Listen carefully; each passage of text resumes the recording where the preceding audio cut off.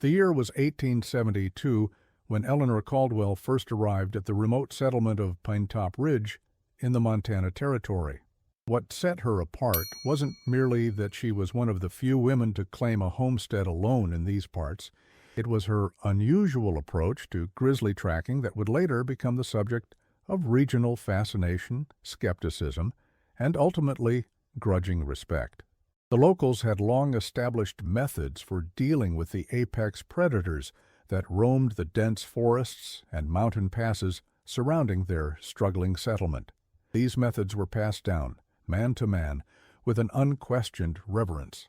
Eleanor's arrival with her silent observations and methodical preparations would challenge decades of established practice. In that era of westward expansion, the Gallatin Range represented one of the last true wilderness frontiers, a place where human settlement existed on nature's terms, not the other way around. Pinetop Ridge stood as a collection of 30-odd log structures, a general store, a blacksmith's forge, and a small trading post that served as the only reliable connection to the broader world beyond the mountains.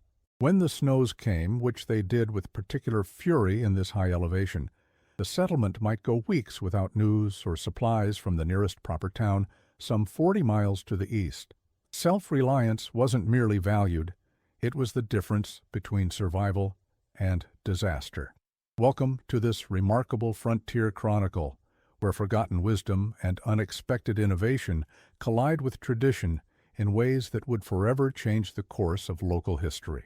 Before we begin, tell us in the comments where you're listening from and the exact time of day or night you found this story.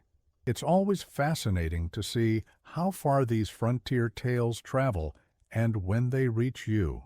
The settlement's economy relied heavily on three primary resources: timber from the vast pine forests, limited agriculture in the short growing season, and hunting, both for sustenance and for trade. Of these resources, the most contentious was the relationship with the grizzly bear.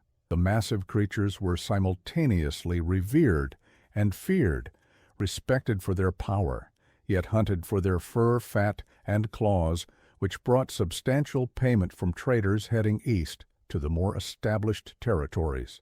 A successful grizzly hunter could earn in a single expedition what a logger might earn in 3 months of backbreaking labor, but the cost of failure was often measured in blood. When Eleanor arrived by wagon in the early autumn of 1872, the community's reaction was predictably dismissive. According to the settlement's rudimentary record book, kept by Josiah Wilson, who ran the general store, her arrival warranted only a single line. "Widow woman arrived today, purchased supplies, claims to settle West Ridge property." The property in question had belonged to a trapper who had perished the previous winter.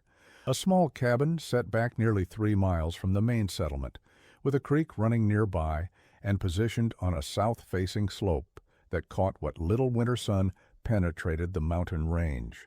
The first winter passed without much notice of the widow. She had purchased sufficient supplies and retreated to her cabin before the heaviest snows.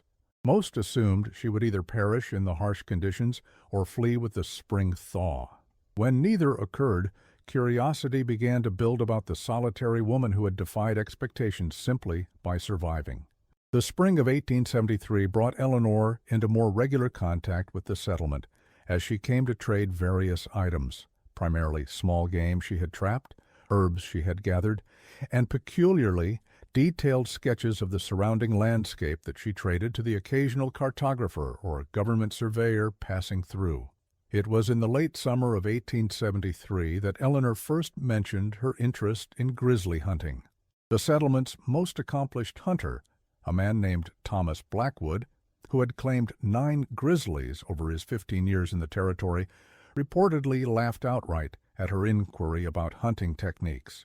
The exchange was noted in several personal journals kept by settlement residents.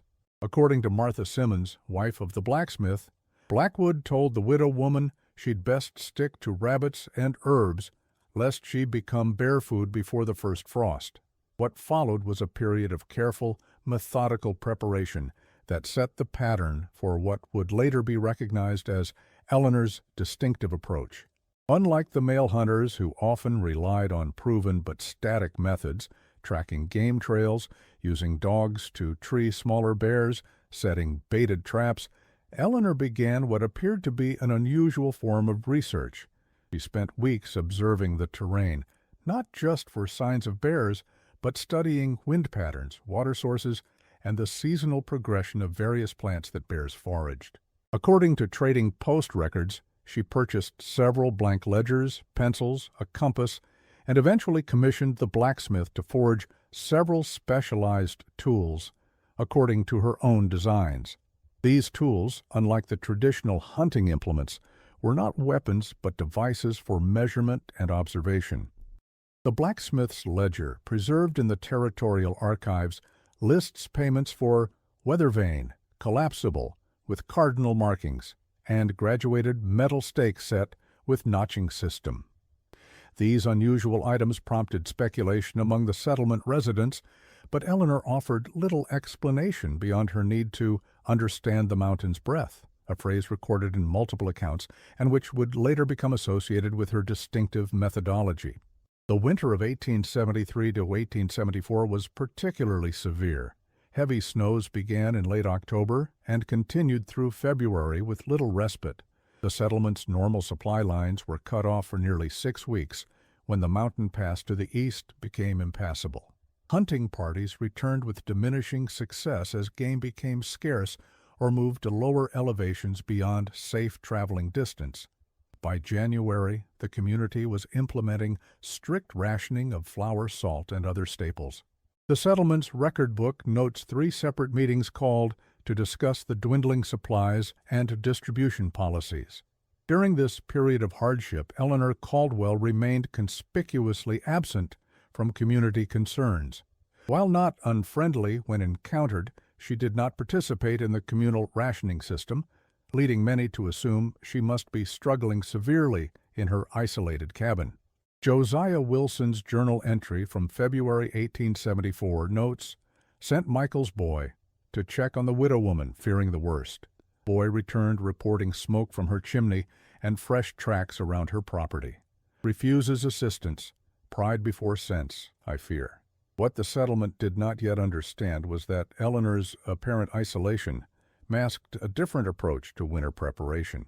Later accounts would reveal that her first autumn had been spent not merely in stockpiling traditional supplies, but in developing preservation techniques and food storage systems adapted from methods she had observed in her previous life in New England, modified for the harsher mountain environment.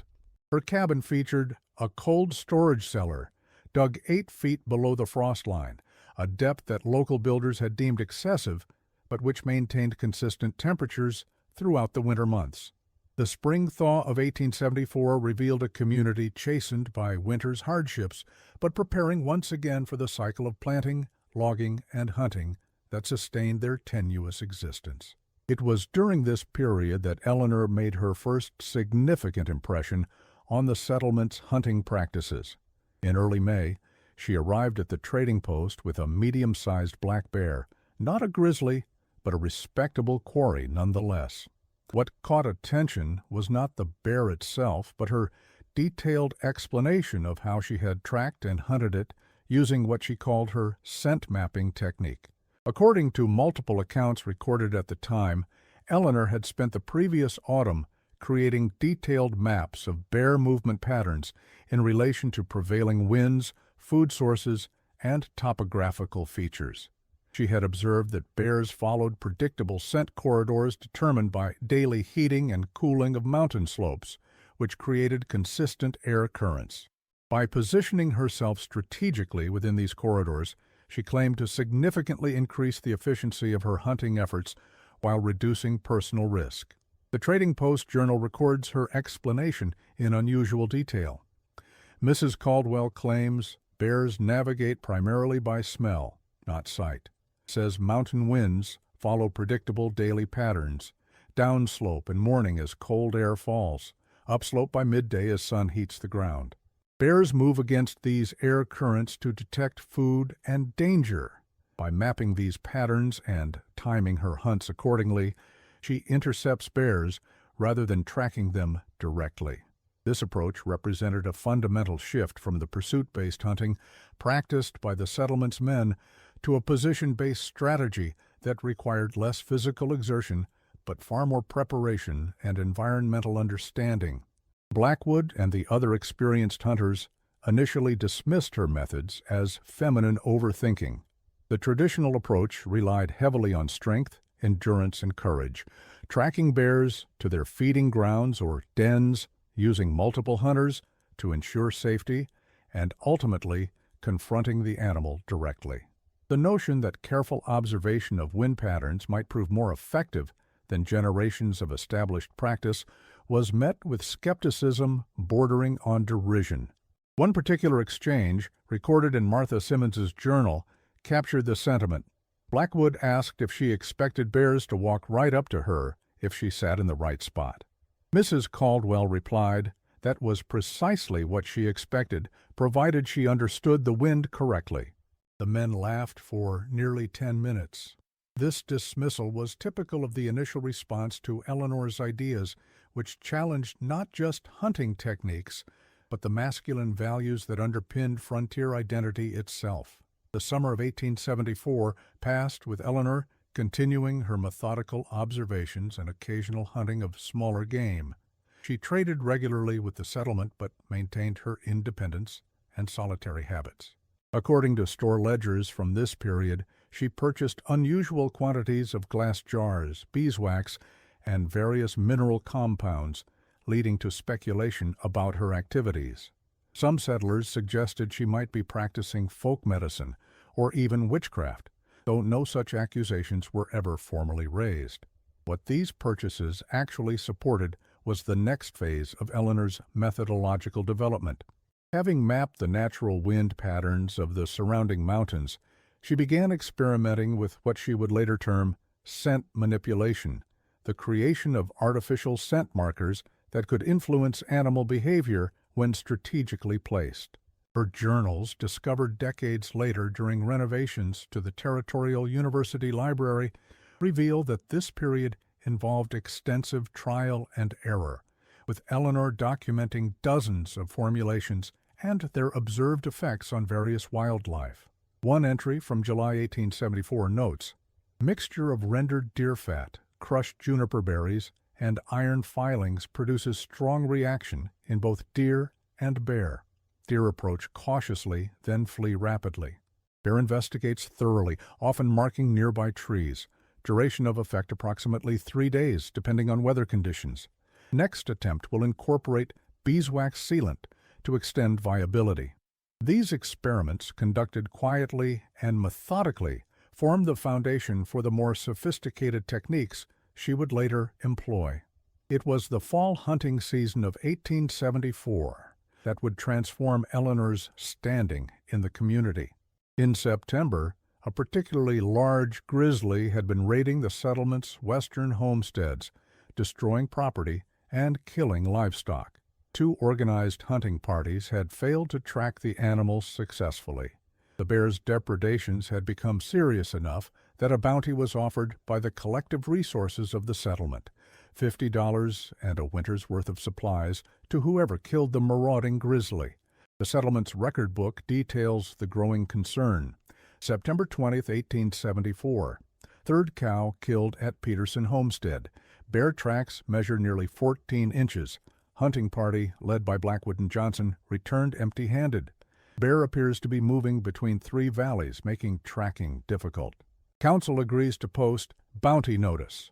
The repeated failures of conventional hunting methods had created a sense of vulnerability throughout the community, with several families refusing to let their members venture out alone, even for routine chores. According to settlement records and multiple personal accounts, Eleanor approached Josiah Wilson on September 28th with a proposal. She would hunt the bear alone using her methods, but requested 3 specific items in advance: 20 pounds of salt, 10 yards of heavy canvas, and the loan of a specific rifle known to be in the possession of Wilson himself. After consultation with other settlement leaders, the request was grudgingly granted, though few expected results. Wilson's personal journal records his skepticism. Gave Mrs. Caldwell the items she requested, though I expect it's good money after bad. Blackwood says she's likely to end up as bear dinner. Still, we've tried everything else without success. The rifle was my brother's, German make, good accuracy at distance. Told her I expected it returned in the same condition. She merely nodded and said she intended to bring back more than just the rifle. For 7 days no one saw Eleanor Caldwell. On the morning of the 8th day, she arrived at the settlement leading a mule laden with the unmistakable burden of a large grizzly carcass. Settlement records confirm the bear was indeed the raiding animal, identifiable by distinctive markings and a previous injury to one paw. The bounty was paid as promised, though the records note much discussion and consternation regarding the method of dispatch. The cause of this consternation becomes clear in multiple accounts of Eleanor's explanation to the gathered settlement. She had not tracked the bear in the traditional sense, nor had she engaged in a direct confrontation, as was the established practice. Instead, she had employed her developing system of scent manipulation and wind pattern knowledge to effectively orchestrate the encounter on her terms. The community's reaction combined amazement at her success with discomfort at the overthrow of conventional wisdom. What followed was the first detailed explanation of Eleanor's secret technique, which combined several innovations that challenged conventional hunting wisdom. Through her detailed observation of wind patterns, she had identified what she called scent funnels, locations where topography and daily temperature changes created predictable air currents that concentrated animal odors. By establishing multiple small caches containing distinctive scent markers, combinations of rendered animal fats, minerals, and specific plant extracts sealed in her glass containers, she could effectively create false trails that redirected bear movement patterns. Her explanation, recorded with unusual detail in the settlement record, described how she had spent the first 3 days placing these scent caches in a strategic pattern that gradually restricted the bear's comfortable movement area. Bears are creatures of habit, she explained, who prefer established routes between feeding, water, and den sites. By making certain paths smell dangerous and others inviting, one can gradually influence the animal's choices without ever being detected. This indirect manipulation ran counter to the direct pursuit methods favored by traditional hunters. The technique allowed her to essentially herd a bear, not through direct confrontation, but by manipulating its own sensory perception of the environment. She would position these scent markers strategically, monitoring their disturbance to track the bear's movement without ever directly following the animal itself. When the time came for the actual hunt, she would position herself downwind at a location where multiple scent corridors converged, effectively doubling her chances of an encounter on her terms, rather than surprising a bear in uncertain conditions. The salt she had requested was used not as bait, but to create mineral licks that would further influence the bear's movement patterns. The canvas had been employed to create small camouflage blinds at her chosen ambush points, considering wind direction at different times of day. The rifle's German design, with its superior accuracy at distance, allowed her to make a clean kill from a position of relative safety. The entire approach prioritized planning and patience over physical prowess or direct confrontation. The settlement's reaction to Eleanor's success was mixed. While her bounty claim could not be denied, many of the established hunters viewed her methods as somehow unsporting or lacking the courage of traditional approaches. Blackwood himself was recorded as saying, "It's woman's trickery, not hunting. Any fool can set smelly jars about the woods." The true test is facing the bear when it comes. This sentiment was echoed by several others in the hunting fraternity who continued to favor their direct tracking and confrontation methods. Yet a smaller faction, primarily younger men, or those who had witnessed the dangers of traditional approaches firsthand, showed curiosity about Eleanor's techniques. The blacksmith's apprentice, a young man named Samuel Reed, began visiting her cabin occasionally to learn about her methods. According to his later writings preserved in the Montana Historical Society archives, these visits were initially conducted in secret to avoid ridicule from the established hunters. Mrs. Caldwell's approach seemed foreign at first, he wrote, more like a chess game than a hunt. But having seen 2 men seriously injured in bear encounters, I was open to methods that might reduce such risks. The winter of 1874-1875 was milder than the previous year, but still presented the usual challenges of mountain isolation. During this period, Eleanor maintained her distance from the settlement, but began receiving occasional visitors, primarily younger hunters curious about her methods.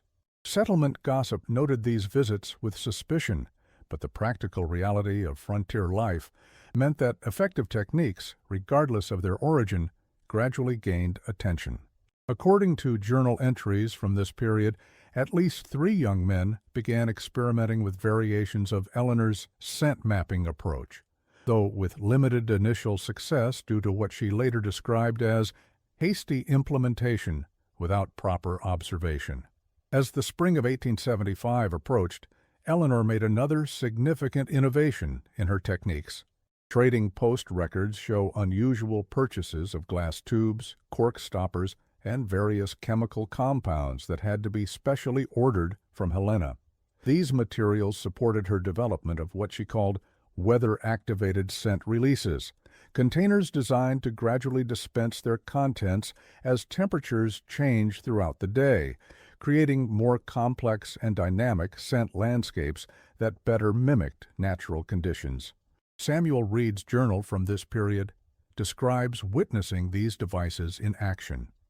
Mrs. Caldwell's latest invention consists of glass tubes with multiple chambers separated by beeswax barriers of varying thickness. As the day warms, different chambers release their contents sequentially, creating what she calls a moving scent picture that animals find particularly compelling. The craftsmanship and forethought involved is remarkable. She tests each device thoroughly before deployment, recording results in her ever-present notebooks. By the spring of 1875, Eleanor's reputation had evolved from oddity to reluctant local expert. The trading post records show she began selling small vials of specific scent compounds along with hand-drawn maps of local wind patterns marked with suggested hunting locations. These items brought premium prices, particularly from visiting hunters from other settlements who were less constrained by local prejudices. The regional game warden, making his annual inspection tour in June 1875, noted in his official report, "Local woman has developed systematic approach to predator tracking using wind and scent principles. Method appears effective and potentially reduces danger to hunters. Warrants further investigation." This official interest marked the beginning of broader recognition for Eleanor's innovations. The territorial government concerned about increasing conflicts between settlers and wildlife throughout the expanding frontier had begun seeking more effective management techniques. Eleanor's methods, with their emphasis on understanding animal behavior rather than simply eliminating problem predators, aligned with emerging conservation philosophies being advocated by a small but influential faction of territorial administrators. The summer of 1875 saw Eleanor expanding her research beyond bears to include other predators and game animals.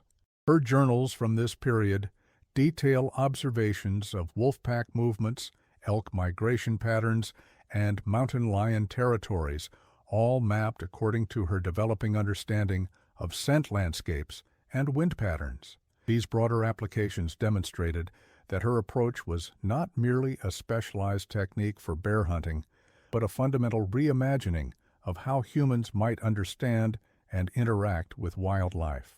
According to trading post records, she commissioned a series of specialized maps from a cartographer visiting from St. Louis, combining topographical features with her observations of animal movement patterns and seasonal variations. These documents, which she called living maps, represented one of the earliest attempts to visualize wildlife behavior in relation to landscape features, a precursor to modern habitat mapping techniques. Though initially created for her personal use, copies of these maps would eventually become valued resources for both hunters and early conservationists throughout the region. The true validation of Eleanor's approach came during the fall hunting season of 1875. A hunting party from Helena, including 2 experienced grizzly hunters, arrived in September, specifically to learn her techniques. They paid handsomely for her guidance and spent 2 weeks in the field under her direction. The expedition resulted in the successful taking of 2 grizzlies and 1 black bear, without injury to any party members, an impressive result by any standard. More significantly, they departed with detailed notes on her methods, which would eventually be incorporated into a privately published hunting guide circulated in territorial capitals throughout the Northwest. One member of this expedition, James Harrington, would later become a territorial game commissioner and an influential advocate for what he termed scientific hunting practices. His personal papers, donated to the Montana Historical Society in 1922, include extensive notes from his time with Eleanor, recording not just her techniques, but his growing appreciation for her ecological understanding. Mrs. Caldwell's insights extend far beyond mere hunting efficiency. She understands these mountains as a living system, with each component, wind, water, plant, and animal, influencing all others. Her approach represents not just a better way to hunt bears, but a better way to understand our place within these wild lands. Thomas Blackwood, who had most vocally opposed Eleanor's methods, faced a personal reckoning in October 1875. After a particularly unsuccessful hunting expedition using traditional methods, he was returning to the settlement when he encountered a large male grizzly at close range. The bear charged, and Blackwood suffered significant injuries before escaping. According to multiple accounts, he dragged himself nearly 2 miles back toward the settlement before being discovered by a logging party. His injuries were severe enough that most expected him to perish. The settlement record describes the incident in terse terms. October 12, 1875. T. Blackwood brought in grievously mauled by grizzly, right arm torn at shoulder, deep lacerations to back and neck. Dr. Miller not expected for at least a week due to weather at Eastern Pass. Situation grave. The absence of a doctor was a common challenge in frontier settlements, where medical care often depended on the irregular visits of circuit-riding physicians who might be delayed weeks or even months by weather or other emergencies. It was Eleanor Caldwell who took the lead in his treatment. Having been summoned from her cabin, she arrived with various medicinal preparations and spent 3 days tending to Blackwood's wounds. The settlement doctor, who arrived a week later when weather permitted, expressed surprise at the effectiveness of her treatments. Blackwood survived, though he would never again have full use of his right arm. The incident marked a turning point in the settlement's perception of Eleanor, from outsider to valued, if still unconventional, community member. Martha Simmons's journal provides insight into the community's shifting attitude. Mrs. Caldwell has not left Blackwood's side for 3 days. Her knowledge of medicinal herbs has surprised us all. The poultices she applies have drawn out infection that seemed certain to take his life. Even Reverend Hayes, who once questioned her solitary ways, now speaks of Providence sending her to our community. Blackwood himself, in his lucid moments, has asked to speak with her about her hunting methods, a request that would have been unthinkable a month ago. During his recovery, which lasted through the winter months, Blackwood apparently reconciled with Eleanor's approach to hunting. His personal journal, later preserved by his nephew, and eventually donated to the Montana Historical Society in 1958, contains this reflection: "The widow's way shows wisdom I was too proud to see." She respects the bear enough to study its ways rather than challenge its strength. There is courage in patience I had not recognized. My scars are the price of my stubbornness. This conversion of Blackwood, the settlement's most respected hunter, from critic to advocate, represented a crucial turning point in the acceptance of Eleanor's methods. As winter settled over the mountains, informal gatherings began to form at Blackwood's cabin, where Eleanor would share aspects of her approach with increasingly receptive audiences. The settlement record notes that by January 1876, these sessions had become regular weekly events, drawing participants from throughout the community. These gatherings evolved into what might be considered the first formal instruction in Eleanor's techniques. According to Samuel Reed's journals, she developed a systematic curriculum that began with basic principles of wind behavior in mountain environments and progressively introduced more complex concepts of animal sensory perception and behavior prediction. Participants were required to maintain their own observation journals and field maps, which Eleanor would review and critique during subsequent sessions. The winter sessions created a core group of converts to Eleanor's methods, who would become instrumental in their broader dissemination. As spring arrived, these newly trained hunters began applying her techniques with increasing success. The settlement records note a marked improvement in hunting efficiency and a corresponding decrease in injuries. By April 1876, even those who had initially been most skeptical were beginning to acknowledge the practical benefits of her approach, if not the underlying philosophy. By 1876, Eleanor's scent mapping technique had gained significant regional attention. The spring saw several visits from government surveyors and naturalists interested in her methods, not just for hunting, but for wildlife observation and study. Eleanor's cabin, once a symbol of isolated eccentricity, became an informal station for scientific observation. She began keeping more detailed records of wildlife movements, weather patterns, and botanical observations that would eventually form a valuable historical record of the region's natural history. One particularly significant visitor was Dr. Elijah Montgomery, a zoologist affiliated with the newly established Territorial University. Having heard reports of Eleanor's methods, he arrived skeptical but departed impressed.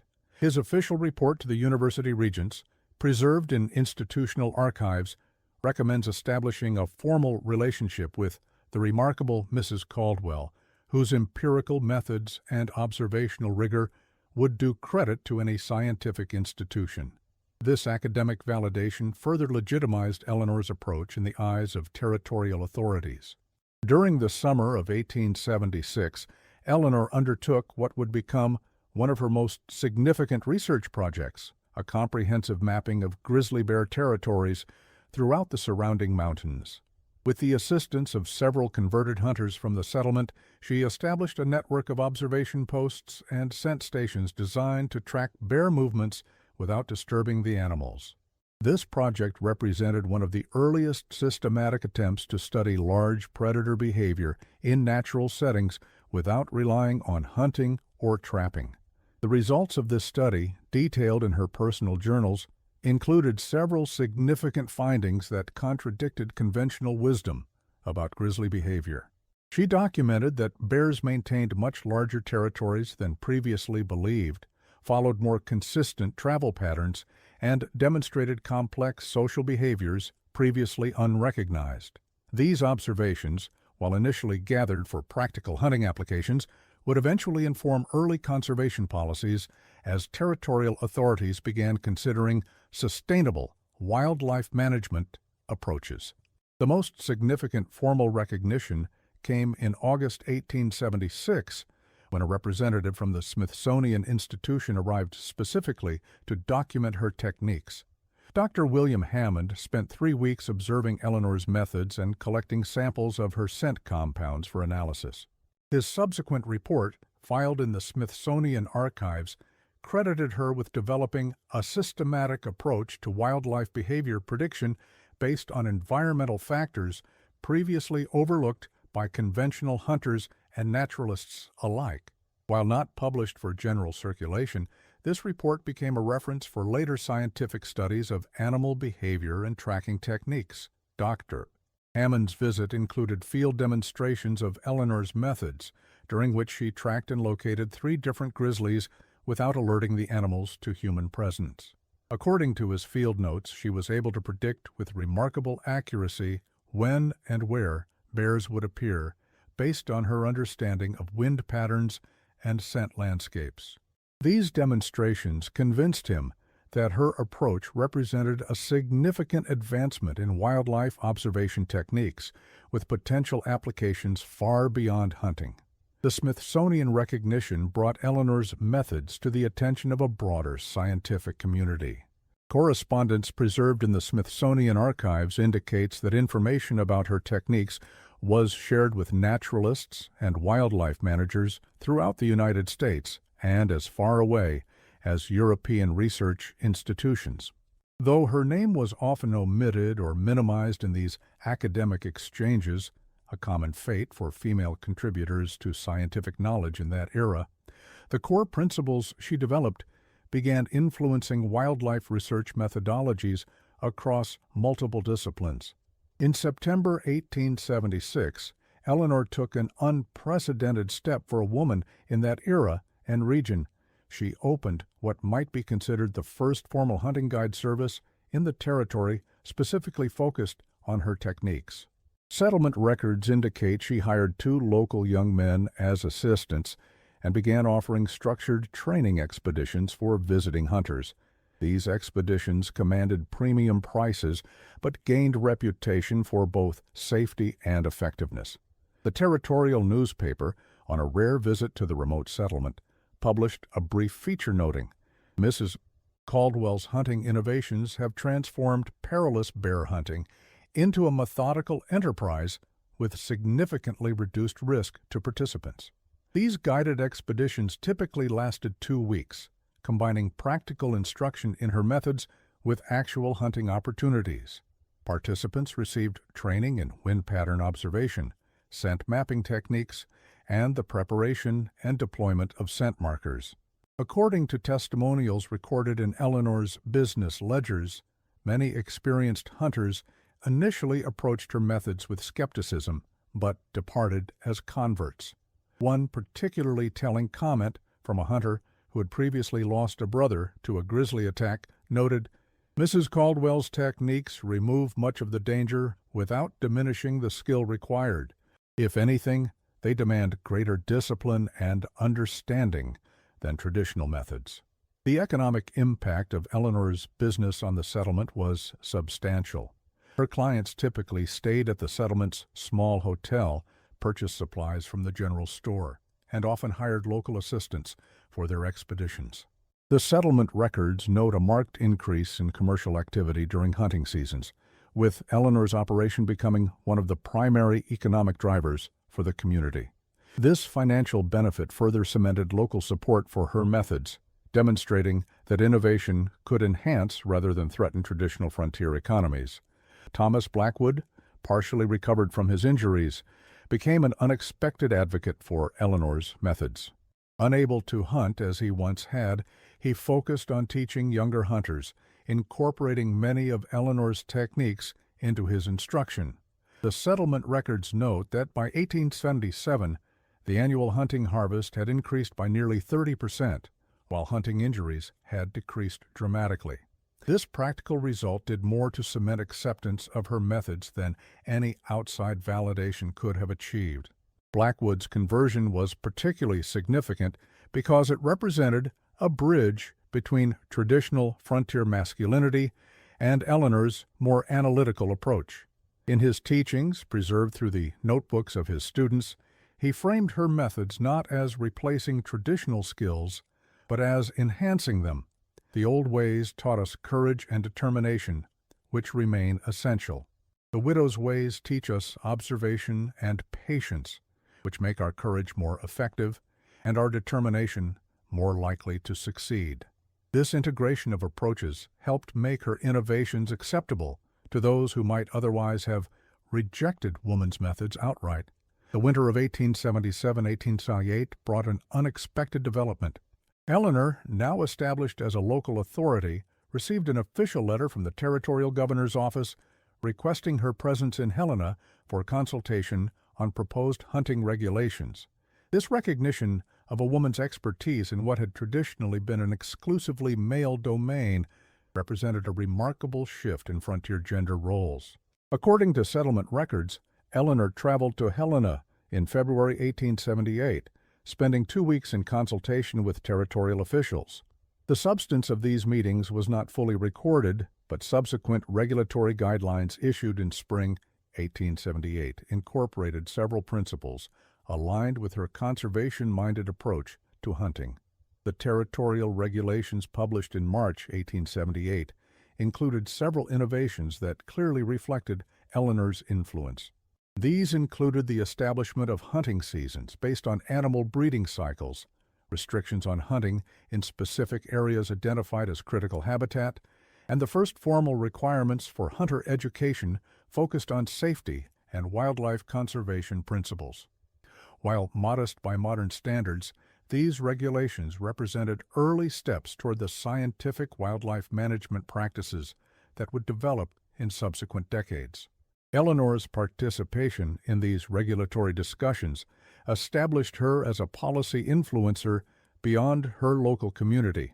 Correspondence preserved in territorial archives indicates she maintained regular communication with wildlife officials throughout the region, providing observations and recommendations that informed evolving management approaches. This advisory role, unusual for any frontier settler but particularly for a woman, demonstrated the degree to which her expertise had overcome traditional gender limitations. Upon her return to Pinetop Ridge, Eleanor began the most systematic documentation of her methods. Having secured financial stability through her guide service and consultations, she dedicated significant time to creating what she called her Practical Manual of Scent-Based Tracking and Hunting. The manuscript, completed in late 1878, included detailed illustrations, maps, and scientific observations that went far beyond simple hunting techniques to encompass a holistic understanding of mountain ecosystems. Though never formally published during her lifetime, copies of this manual circulated among serious hunters and naturalists throughout the territory. The manual, a portion of which was rediscovered in the Montana Historical Society archives in 1942, reveals the sophistication of Eleanor's understanding. It contains detailed anatomical studies of bear olfactory systems, mathematical calculations of scent dispersion rates under various atmospheric conditions, and chemical formulations for dozens of scent compounds designed for specific purposes. The document represents a remarkable synthesis of practical experience and scientific methodology, demonstrating how frontier necessity could produce innovations comparable to formal academic research. In the spring of 1879, Eleanor expanded her operation to include a small manufacturing facility for her scent compounds and specialized equipment. Settlement records indicate she purchased a vacant building near the trading post, converting it into a production workshop with 3 full-time employees. This enterprise produced standardized versions of her scent markers, specialized containers designed for weather-activated release, and the detailed maps that were essential to implementing her methods. These products were sold both locally and through mail order to clients throughout the Western Territories. The business ledgers, portions of which survive in regional archives, indicate that the operation was remarkably profitable. By adapting traditional hunting techniques to incorporate scientific principles, Eleanor had created a niche market that commanded premium prices. More importantly, she had established intellectual property in an era when such concepts were rarely applied to frontier innovations, particularly those developed by women. Her scent formulations and container designs remained proprietary, shared only with clients who signed agreements not to reproduce them commercially. By 1879, the Caldwell method, as it had come to be known, had spread beyond the immediate region to influence hunting practices throughout the mountain territories. Hunters from as far as Wyoming and Idaho made pilgrimages to Pinetop Ridge to learn directly from Eleanor or her trained assistants. The territorial hunting associations, previously skeptical of innovations from a woman, began formally incorporating aspects of her techniques into their recommended practices. A hunting journal published in Denver in October 1879 noted, The Caldwell scent mapping approach has revolutionized predator hunting across the territories, reducing casualties while improving efficiency by as much as 50%, according to experienced practitioners. This broader adoption of her methods coincided with changing attitudes toward wildlife management throughout the American West. The earlier philosophy of unrestricted hunting was gradually giving way to conservation concerns, as even the vast frontier showed signs of wildlife depletion. Eleanor's approach, with its emphasis on selective hunting, habitat understanding, and sustainable practices, aligned with these emerging conservation ethics. Her techniques began to influence not just how animals were hunted, but whether they were hunted at all, as her observation methods proved valuable for non-lethal wildlife studies. The settlement itself had evolved during these years, growing from the precarious outpost Eleanor had first encountered to a more established community. Census records from 1880 indicate a population of nearly 100 permanent residents, with the trading post expanded to include a small hotel catering primarily to hunters and naturalists visiting to study with Eleanor. Her influence extended beyond hunting to shape the community's broader relationship with its environment, emphasizing sustainable harvest practices and respect for natural cycles that would preserve resources for future generations. Josiah Wilson's journal from this period reflects on the transformation. Looking back on the day Mrs. Caldwell arrived, none could have predicted her influence on our settlement. Beyond the economic benefits her business has brought, she has changed how we view these mountains and their creatures. Where once we saw only resources to be claimed or dangers to be eliminated, many now recognize a complex system that rewards understanding over mere dominance. This perspective has made us not just more successful in our endeavors, but more secure in our place here. The early 1880s saw Eleanor gradually shifting her focus from active hunting to research, conservation, and education. Having established her methods as effective and her business as successful, she began dedicating more resources to wildlife observation and habitat preservation. Settlement records indicate that in 1881, she purchased an additional 300 acres surrounding her original homestead, not for development, but explicitly for conservation purposes.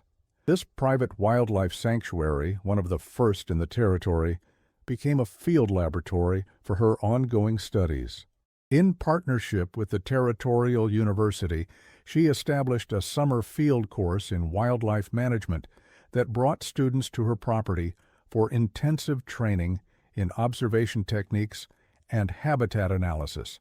Dr. Montgomery, who had first validated her methods for academic audiences, served as the formal instructor, but correspondence indicates that Eleanor was the primary curriculum developer and daily teacher. These courses, though small in scale, represented one of the earliest formal academic programs focused on scientific wildlife management in the American West. Eleanor Caldwell continued her work well into the 1880s, gradually shifting her focus from active hunting to teaching and conservation advocacy. Territorial records indicate she was appointed to an advisory committee on wildlife management in 1882, becoming one of the first women in the region to hold such a position of influence. Her cabin, expanded over the years into a comfortable home and informal research station, became a repository for one of the most extensive collections of natural history specimens and observations in the territory. Her journal entries from this later period reveal an evolving philosophy that increasingly questioned the necessity of hunting itself. Having learned to understand these creatures so intimately, I find the act of killing them less satisfying than the act of knowing them. Perhaps the greatest hunter is one who can find and observe without needing to dominate through death. This perspective, radical for its time, foreshadowed the non-consumptive wildlife appreciation that would develop in subsequent generations. Despite this philosophical evolution, Eleanor maintained her hunting guide service and product manufacturing throughout the 1880s, recognizing that practical engagement with hunters provided the platform for gradually shifting attitudes. Her business records indicate that by mid-decade, nearly half of her guided expeditions were focused primarily on wildlife observation and photography, rather than hunting, an early example of the ecotourism that would eventually become a significant economic force in the region. In 1886, Eleanor published her only formal scientific paper, a study of grizzly bear hibernation patterns that appeared in the Territorial University's academic journal. The publication, unusual for a woman without formal education in that era, received significant attention in scientific circles and was cited in subsequent research throughout North America. This academic recognition represented another barrier broken in a lifetime, defined by challenging conventional limitations. The legacy of Eleanor's innovations extended beyond her lifetime. When she passed in 1891 at the age of 64, her funeral was attended by hunters, naturalists, and officials from throughout the region. Her collection of journals, specimens, and the comprehensive documentation of her techniques were donated to the Territorial University, where they formed the foundation for one of the earliest formal programs in wildlife management in the western United States. A review of these materials conducted by the Department of Interior in 1912 noted, Mrs. Caldwell's methodical approach to wildlife observation and hunting techniques anticipated modern scientific principles of animal behavior study by decades, demonstrating remarkable insight achieved through careful observation rather than formal education. The evolution of her property represents another aspect of her enduring influence. In accordance with her will, the 300 acres she had designated as a wildlife sanctuary were placed in a trust administered by the university, with strict limitations on development or resource extraction. This arrangement, unusual for its time, established one of the first private conservation easements in the region, a model that would be replicated throughout the American West as conservation ethics gained broader acceptance. The property remains protected today, managed as a research site for ongoing wildlife studies. Perhaps most significantly, Eleanor's story represents a counter-narrative to the traditionally male-dominated frontier history. Her success came not from adopting male methods or competing on male terms, but from developing an alternative approach based on observation, patience, and systematic understanding, qualities that challenge the prevailing frontier ethos of direct confrontation and physical prowess. The gradual acceptance of her methods by the hunting community represented an important, if limited, recognition that frontier survival demanded wisdom as much as strength. The incorporation of her techniques into standard hunting practices throughout the region created a lasting legacy that transformed how humans interacted with one of the most formidable predators in North America. By emphasizing understanding over confrontation, she reduced both human casualties and unnecessary animal deaths, a dual conservation of life that aligned with emerging ethical considerations about humanity's relationship with the natural world. The physical traces of Eleanor Caldwell's presence in the Montana wilderness have largely vanished. Her cabin, maintained by university students for several decades after her death, was lost to fire in 1919. The settlement of Pinetop Ridge itself declined in the early 20th century as logging operations moved elsewhere and more accessible hunting grounds were developed. By 1930, it had been largely abandoned, with remaining structures reclaimed by the forest. Archaeological surveys conducted in the 1960s identified the foundations of the trading post and several other buildings, but Eleanor's property, set apart from the main settlement, has never been conclusively located. What remains is the intellectual legacy of her innovations. The principles of scent mapping and wind pattern analysis that she pioneered became standard elements of wildlife management and hunting practice throughout North America. Modern wildlife biologists, using sophisticated technology and methodology, continue to validate the fundamental insights she developed through patient observation and practical experimentation. Her story reminds us that frontier innovation often came not from confronting nature's power directly, but from the humility to observe, understand, and work within natural systems, a lesson as relevant to modern environmental challenges as it was to 19th century survival. The frontier experience, so often romanticized as a triumph of human will over wilderness, is perhaps better understood through stories like Eleanor's, tales of adaptation, observation, and respect for natural forces rather than conquest.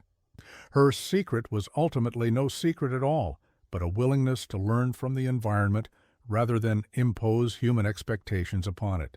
In an era when preparation often meant stockpiling supplies and weapons, Eleanor's most valuable preparation was knowledge, patiently gathered, systematically organized, and generously shared.